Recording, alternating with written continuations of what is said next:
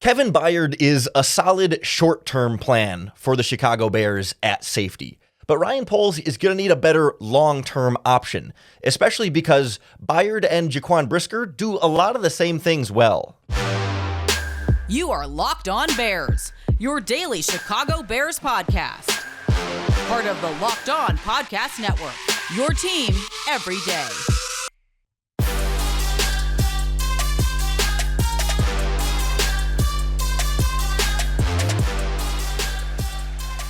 This is Locked On Bears, and I'm your host, Lauren Cox. I'm here to bring you your daily, in-depth Chicago Bears news and analysis. You can follow me on Twitter at CoxSports1. You can follow the podcast at Locked On Bears on all of your favorite social media platforms, including the Locked On Bears YouTube channel, where you can keep up with all of our video podcasts as well. Thanks for making Locked On Bears your first listen today. We're part of the Locked On Podcast Network, your team every day. Today's episode is brought to you by FanDuel Sportsbook. Make every moment more. Visit right now, new customers can get $200 in bonus bets with any winning $5 bet. Just visit FanDuel.com/lockedon to get started. On the show today, we'll be joined by the host of Locked On Titans, Tyler Roland, to get to know Kevin Byard. Byard most recently played for the Philadelphia Eagles this past season, but it was only about halfway through or a third of the way through the season, he was traded from the Tennessee Titans, where he had spent 8 seasons. And so we're going to get to know about Byard's progression as a safety, how he is at this stage of his career, why the Titans traded him, why they didn't try and just keep rolling with the career-long Tennessee Titans, and what we can then expect from Kevin Byard in Chicago for at least this season.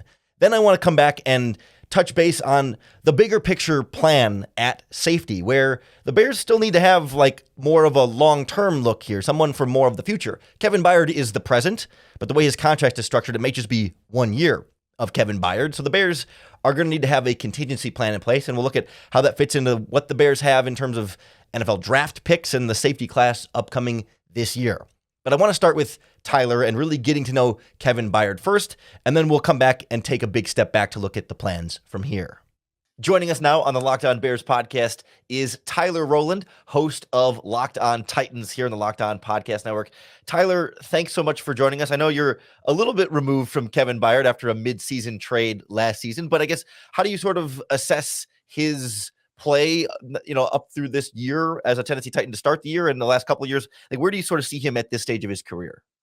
Well, I still think he can be an impactful player. I don't think that he is the all-pro level safety that he was maybe that last 2021 season. He made all-pro. So I don't think he's quite the player that he was at that time, which makes sense, approaching 30 and getting over that hump. It makes sense. But I still think he can be a good starter in the NFL. And I think that a lot of what had to do with Kevin Byard's supposed, fall off or whatever people want to call it over the last few years, I think a lot of it is the scheme that he was being asked to run, what he was being asked to do within that. And I think if the Bears put him in a better position, again, I still think he's a starting quality safety in the NFL, can make some impactful plays for you, because the best qualities of Kevin Byard are ball production and things like that. And I still think he can deliver on those.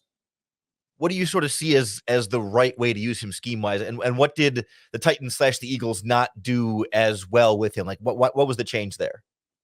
Well, I think one of the big things is the Titans last year started playing more quarters coverage. And I know, Lauren, you pay attention to what's going on with quarters coverage around the NFL. A lot of these teams will do match quarters where, basically after the routes are declared for the wide receivers, it's man coverage after that. But you start in your individual quarters. And I think asking Kevin Byard to play back in the deep end when wide receivers are at their full speed and him having to turn and run with them and pick them up, that's just not taking advantage of what he's going to do best right now. I think if you use Kevin Byard in more of a cover 3 defense where he can come down in the box as the safety and play kind of an intermediate coverage. If you want to use him back deep, I think that's not going to be as successful as using him over the middle and in the intermediate area.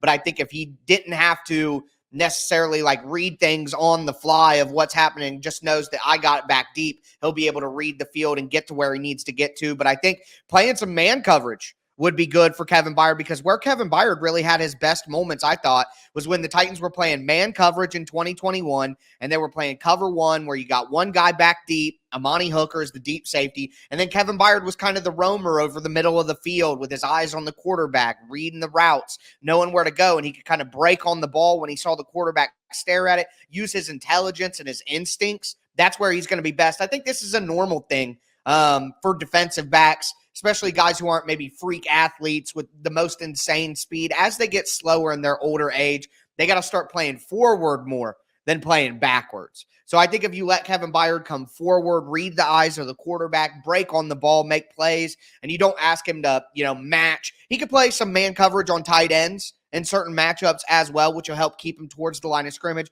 Going to be great in the run fit. Very willing to be physical, good tackler when he's locked in. He had some tackling issues in Philadelphia. But again, like with the Titans, Philadelphia was playing some quarters coverage and stuff like that last year, where he's more back on the back end than coming forward towards the line of scrimmage and reading things and breaking on it, using those instincts. So I think it depends on how the Bears use him. But if you use him correctly, even at his age, I think you're still getting starting level safety play, which for the contract he got, that's what you're hoping to get. Yeah, we keep talking about this age. I mean, it's funny because he's only 30 years old, but for a safety in the NFL with a lot of snaps under his belt, he's played 130 games. He's younger than me. It's the wear and tear. I'm calling him an old man. He's younger than I am. That's football age, though, Yeah. I mean, has he shown signs of slowing down a little bit there? I mean, you said he's not a guy who necessarily relies overly on his speed, but just in general, as you slow down a little bit more, every player is going to slow down a little bit. Like, where in that aging, slowing down process do you think we are with him? Very early on, or are we seeing a little bit more of that? No, I think we're getting there. I think, Byard could probably run this thing probably 3 more seasons. I think, if he plays 2 of them in Chicago, maybe he takes that one final year as a ring chaser for, $3 million, 34, 33 years old. But I definitely think the athleticism has come down. And when you have a guy whose biggest asset is ball production and getting interceptions and turning the ball over for the defense, I think when he doesn't necessarily have that last gear that he used to have to finally get, that's where you see a miss. That's where you see some misses in Philadelphia. You know what I mean? When he's just not quite in the right position as soon as he needs to be there, because what his mind knows he needs to do, his body maybe is just a half a step or a quarter of a step behind what it used to be. So I think that's why it's important. Kevin Byard's a very smart player. So I'm not saying not to let him read the defense. I'm just saying in different ways. You don't want to put him in pattern match situations where he's got to be taking a post vertical with the freaking speed Z wide receiver for, Jordan Addison or Justin Jefferson. You don't want him running a post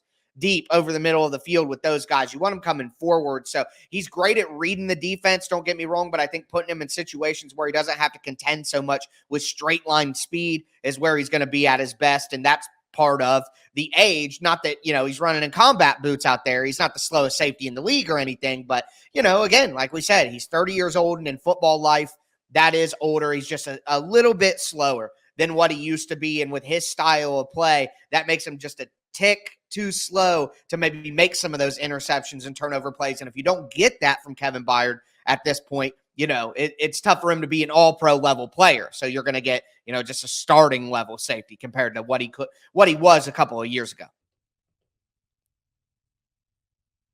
This episode of Locked On Bears is brought to you by our friends at eBay Motors. Passion, drive, and patience. What brings home the winning trophy is also what keeps your ride or die alive. eBay Motors has everything you need to maintain your vehicle and level it up to peak performance. From superchargers, roof racks, exhaust kits, LED headlights, and more, whether you're into speed, power, or style, eBay Motors has you covered. With over 122 million parts for your vehicle, you'll always find exactly what you're looking for. And with eBay's Guaranteed Fit, your part is guaranteed to fit your ride every time, or your money back. Because with eBay Motors, you're burning rubber, not cash. With all the parts you need at the prices you want, it's easy to turn your car into the MVP and bring home that win. So keep your ride or die alive at ebaymotors.com. Eligible items only, exclusions apply. eBay Guaranteed Fit, only available to U.S. customers. I was actually going to go to the turnovers next. That's something he's done pretty consistently throughout his career. Obviously, this past season kind of declines in a lot of different areas. Like, what do his interceptions look like, right? Is it reading a play and jumping a route versus trying to like run with a guy or go up and win like a jump ball? Like, I know every turnover is going to be a little bit different, but like, do you have like a general sort of profile of like how he generates turnovers? No, he's going to generate turnovers with his intelligence. He is not going to like run, stay in the hip pocket, jump up to the catch point, grab it away from somebody else. He's never been like the most elite possible athlete. He's always won with his mind, his instincts, his intelligence again. And I think that's where you see him do his best work is, you got a receiver breaking over the middle of the field. The quarterback's going to him. Oh, Kevin Byard out of nowhere breaks in the middle of it. You got a guy going to the outside. Kevin Byard's in the right position because he understands, I've seen this on tape. I go back to his pick 6 against the Los Angeles Rams from the 2021 season. Probably one of his top 3 most famous plays of his entire career. There was a big breakdown after that of him talking about how, if they lined up in this condensed formation, and I knew if the wide receiver in the front of the stack was looking this direction, then they're probably going to run the quick out route. And I was able to take one step over, and that one step over allowed me to break underneath it, intercept it, and take it to the house. So it's like, again, that kind of puts everything together here of what we're talking about. He maybe hasn't always been the fastest guy, and he may be even a little slower right now than in his athletic prime a couple of years ago. But having that understanding and being able to break forward on the ball and just read the quarterback and read the defense and just play instinctually allowed him to be quick enough and be in the right spot to get the interception and then turn it into a touchdown. So he's a guy who, when he gets his turnovers, he gets them in that way, but also he'll come in, he's physical, he'll punch the ball out as well. It's not as often that he does that as pick off the ball throughout his career, but he's willing to do it, and the game is slow enough for him to where he can think to do those things on the fly. I know he was Mr. Tennessee there for 8 years, beloved, went to college, not at Tennessee, but in the state. Like, so why did the Tennessee Titans ultimately trade him this season? Well, I think there are 2 things to consider here. Number one, Kevin Byard as a player and where he's at, not only him as a talent, but his contract situation. The Titans redid his contract before the year, basically took $5 million and said, hey, we don't want to give this to you this year. If you're on the team next year, we'll throw it in, knowing that they were probably going to trade him. I think this is kind of the vision all along. The Titans are a rebuilding team. He's a 30-year-old safety. It just doesn't make a lot of sense to pay him a lot of money. So they did the right thing by hawking him off to a team that was looking for veteran safety help in the middle of the season. And on the flip side, not only Kevin Byard's situation, but the Titans didn't have a lot of draft picks. They didn't have the type of picks that they should have for where they are as a team. So you add in a 5th and a 6th round pick from the Philadelphia Eagles for the Titans, who only had 5 picks at that time on the board. That's something that they really, really needed to help restock the cupboards in Tennessee. So it's a situation thing for where Kevin Byard was as a player with this contract and where the Titans were as a team. So I still think, and again, he went to the Eagles where I think he was kind of a good name that made sense, but didn't really fit into their defense. But nobody did last year in Philadelphia. Their defense was terrible at the end of the year. So I don't know if you can just look at Kevin Byard in Philadelphia and say that he's washed or something like that. Everybody looked terrible in Philadelphia last year. Were you surprised that they only got a couple of day 3 draft picks and then I think Terrell Edmonds was thrown in there? Like, was that compensation less than you thought it would be for Byard? Well, I'll be honest. Terrell Edmonds for me was, okay, whatever. I would be happy if his name wasn't on the ticker. Give me the 5th and the 6th. I would like to get more, but I think even what the Titans got compared to the level of play that Kevin Byard gave the Philadelphia Eagles, and then they ended up cutting him anyway as a cap casualty because they didn't want to pay him. I mean, you could say I would love for the Titans to have got more value out of that, but I think they got more than enough. Quite honestly, it's a fleece job by Rand Carthon over Howie Roseman, who everybody wants to praise all the time. Kevin Byard didn't help their defense at all. They ended up with some dead money because they had to cut him afterwards, and the Titans got 2 day 3 picks that they really, really needed. I think it was a great trade for the Titans, looking back on it now, and it seemed like fair compensation at the time as well. Do you think if Rand Carthon hadn't come in and the previous regime had stayed intact, that there would have been more of an effort to just maybe extend Byard and keep working out despite the rebuild? Like how much of that was sort of like Byard was a product of the previous regime, and they, as much as they loved him in Tennessee, it's like, sorry, we want to move on and get our guys in there.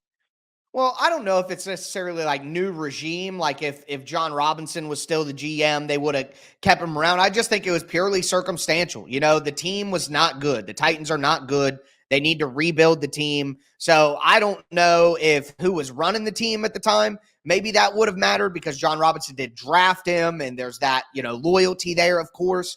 But I think regardless, if whoever's running the team was being honest about where the Titans were, trading Kevin Byard, and they should have traded Derrick Henry too, because now he walks to the Baltimore Ravens for nothing when maybe the Titans could have got another mid-round pick that they really, really need to rebuild. So honestly, I would go even further, regardless of who was running the team. Trading Kevin Byard was still the right move and what they needed to do, and they should have went even further in that looking back on it. And I think if Mike Vrabel wasn't there and they fired Mike Vrabel the offseason before with Rand Carthon coming in, then those trades probably would have happened, because I think Rand Carthon wanted to, move this thing closer to a rebuild, and Mike Vrabel was kind of holding on by a thread. So, yeah, I think regardless, Kevin Byard getting traded was the right move for the Titans and something that they would have done. But we'll see if signing Kevin Byard is the right move for the Chicago Bears. Tyler, really appreciate you joining us today, and we'll see if we get any more Titans coming back and forth. But there's been a kind of a pipeline here the last couple of years with DeMarcus Walker and here, so maybe we'll do it again soon. Yep, absolutely. Thanks for having me on. Good luck. This episode of Locked On Bears is brought to you by our friends at FanDuel Sportsbook. Say goodbye to busted brackets, because FanDuel lets you bet on every game of the tournament.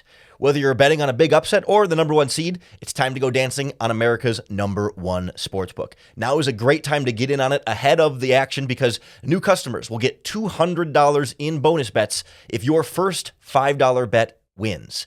So you bet $5 on any sport, anything, and if your bet is correct, not only do you get the winnings for your $5 bet, but then FanDuel will add an extra $200 in bonus bets right into your account that you can use on point spreads, money lines. You can even pick who's going to win it all. You can bet on this upcoming football season. There's even odds right now on whether Justin Fields will be the starting quarterback of the Pittsburgh Steelers this year. So a lot of different fun ways to play at FanDuel. To get your $200 in bonus bets, just visit FanDuel.com/lockedon and bet on college hoops until they cut down the nets. Thanks again to Tyler Roland from Locked On Titans for his great analysis there. But something that really stood out from Tyler was the type of skill set we're looking at from Kevin Byard. Like, yes, he's going to be the free safety in the Chicago Bears defense, but his skill set, especially as he ages, lends itself to more of a quote-unquote strong safety type role that's obviously very clearly occupied by Jaquan Brisker. So as a result, I think you're going to see, as compared to Eddie Jackson in years past, where it was a little bit more of a defined role between the two, where Jackson was truly the free safety playing deep a lot more, and Brisker was truly the strong safety playing up closer to the line of scrimmage a lot more. I think this season with Kevin Byard, you're going to see those two roles a little bit more interchangeable in Matt Eberflus's defense, which can be both good and bad, maybe a strong word, but can also have its downsides as well. On the one hand, when they're interchangeable, that means it's a little bit less predictable for opposing offenses. I think generally quarterbacks could look at the Bears defense, and no matter where Brisker and Jackson were at pre-snap, you had a feeling that most likely, most of the time, Jackson was going to go deep. And most likely, most of the time, Brisker was going to stay underneath. It wasn't always a guarantee. It wasn't like you could call out exactly where on the field they were going to be specifically, but you had a general idea of like, he likes to do this, he likes to do that. With Byard and Brisker, you may have that closer to a 50-50 kind of split, so that you're never quite as sure which safety is going to be where. And that can give you, as a defense, a little bit of a strategic advantage. Now, it could also be a little bit of a strategic disadvantage, depending on how confident you are in Jaquan Brisker being the deep safety back there, and how confident you are in Kevin Byard being the free safety back there, because they would both, I think, more ideally be used in more of a stronger safety type role. We've seen them both be able to play the free safety type role. They can both do deep coverage, right? It's not that they're incapable of doing so, but it's not their strong suit, and it's not necessarily where they are most skilled. Now, does that mean the Bears are going to have terrible deep coverage all season? Probably not. I think they'll be fine, but it's not perfectly ideal for either guy, but I think the Bears will have confidence that schematically they can make it work with both of them and not ask them to do too much that's too far outside of their comfort zone. Like, I still think Byard is a worthwhile signing, especially the structure of the deal. We know it came out as a 2-year, $15 million contract, but really the way the money is spread out, it's a 1-year, $6.5 million deal. Like, Byard is going to play on the Bears this year, and he's going to get about $6.5 million against the cap. After that, the Bears can cut him for very little consequences. They have the option to keep him for a second year for an $8.5 million cap hit in year 2. If Byard plays well, maybe they will. But they have the option after 1 year to get out of Byard's contract. So it's a good short-term stopgap. But that leaves you then with a particular need for a long-term plan and solution there to get you the free safety of the future. Like, if Kevin Byard is your free safety of the present, then you still need to go out and get your free safety of the future. And right now, that player, I don't believe, is on the roster for the Chicago Bears. You've got some decent safety depth right now in terms of the number of players. There are 8 safeties under contract for the Chicago Bears. They signed Jonathan Owens from Green Bay. He's more of a strong safety type anyway and a backup special teams kind of guy. You still have Elijah Hicks as a 7th-round pick from a couple of years ago, who has filled in as a starter for Eddie Jackson, but hasn't necessarily shown me a guy who's the long-term starter there. Maybe he could be a long-term backup and special teams player in the NFL. Sure, absolutely. But not the long-term, like, we're grooming him to take over next to Jaquan Brisker. I don't think so. Then it's, some other guys they brought in recent years, Adrian Colbert, Quindell Johnson, and a couple other guys they brought in like as street free agents earlier this offseason. But really, like, you need that piece there, that developmental guy behind Kevin Byard. So, of course, then you turn your attention to the NFL draft, where the Bears are a little short on draft picks, right? Number 1 overall pick, quarterback. Number 9 overall pick, there is not a safety in this draft that is worth the 9th overall pick. There might not be a single first-round safety in this draft, even if you were going to trade down from the 9th overall pick.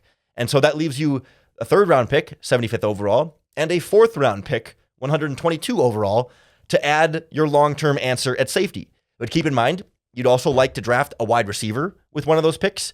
I'd like to draft an edge rusher and or a defensive tackle with one of those picks.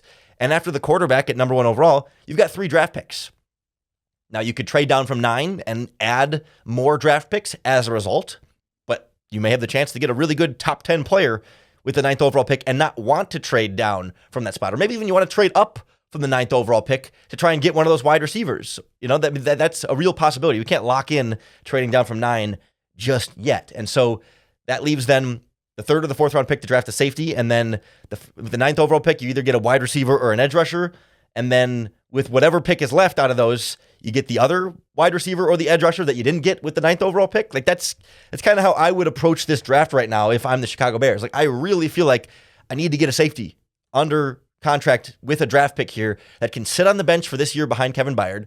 Ideally that 3rd or 4th round pick, not a 5th, 6th, 7th round guy late in the draft, but like someone that you're actually investing some draft capital in that you can really like and get behind and feel like this is a guy who after a year could take over in that starting role, but not have that pressure to come in as a rookie 3rd round pick or a rookie 4th round pick and be a starting safety in year 1. Or even, you look ahead to next year's draft, sure, you could draft a safety next year, but again, do you want to have to throw a rookie into your starting lineup? I feel like this Bears defense is to this point now where you're good enough to win. You're good enough to contend a little bit here. So let's not have to rely on safeties here. But someone like Cameron Kitchens from Miami, or maybe Kalen Bullock from USC, Sion Vaki from Utah. I mean, it's not a overwhelmingly strong safety class here, but there are some guys to like. Like, I don't think a Tyler Nubin from Minnesota is necessarily going to make it all the way far down, and maybe even not a Cameron Kitchens, although he did run slow at the NFL Combine. So we'll kind of see where it lines up. But the Bears should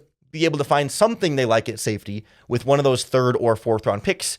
Let them sit behind Kevin Byard, develop a little bit for a year, and then maybe you can turn it over and release Byard after 1 year on the contract. Or if Byard plays great, then that's 2 years for that young safety to sit on the bench and try and develop as much as possible so that they could take over after 2 years of Byard. Like, I don't think we should automatically assume Byard's only going to be a 1-year guy, but it's really nice to have that flexibility. And if I'm Ryan Poles, I want to be prepared for the possibility that Kevin Byard is only here for 1 season and that my 2025 starting safety is not currently on the roster. And I would like to find my 2025 starting safety in this year's NFL draft, so I don't have to scramble to make sure I get one next year or scramble to put a rookie in there or sign another free agent. Like, let's get some long-term options here, because you know what? That's the other thing. You could draft a 3rd or 4th round pick this year at safety and draft another one next year or sign another free agent next year, right? Like, just because you draft a safety this year in the 3rd or 4th round does not mean you have to start him next season. You could still address safety in a different way and still have a good young safety on the bench. I mean, you don't have to think every especially every 4th round pick doesn't have to become a long-term starter to be a good pick. Like, they can be a quality backup, a quality rotational player. Ideally not at the safety spot, but you know what I mean? Like, it doesn't have to be a home run with that pick, and you can have other plans at safety as well. But it's good to have that young developing safety that you feel like has that real potential sitting there on the bench behind Byard that has a little bit more to offer than Elijah Hicks. Again, it's no slight to Elijah Hicks. He can be a fine special teams player and a fine backup in a pinch, but not my long-term potential starter at safety. So curious to see how Ryan Poles approaches this with a few spots that you really want to target in the draft and not a lot of picks to target them with. If there's a particular safety you like, I'd love to hear about it. Let me know in the comments here in the Locked On Bears YouTube channel, or you can tweet us at Locked On Bears or post in the Locked On Bears Facebook group. However you do it, make sure you hit that subscribe button, however you're listening to the podcast, or if you're watching on YouTube, because that's going to be the best way to keep up with all of our daily, in-depth Chicago Bears news and analysis. Tomorrow on the podcast, come on back and make us your first listen again, because we're going to talk to Louis DiBiase, the host of Locked On Eagles, and he's going to tell us a little bit about Kevin Byard and his time with the Eagles, but we're really going to focus on DeAndre Swift and what the running back did for Philadelphia last season, what he's going to bring to the Chicago Bears, and how he'll fit into this Bears backfield. So come on back for that as we get to know these Bears free agents more and more. And if Ryan Poles has any other major moves up his sleeve, you can be sure we'll break that all down for you here on Locked On Bears as well. No matter what, though, every single day, we always are going to make sure to give you another opportunity to bear down.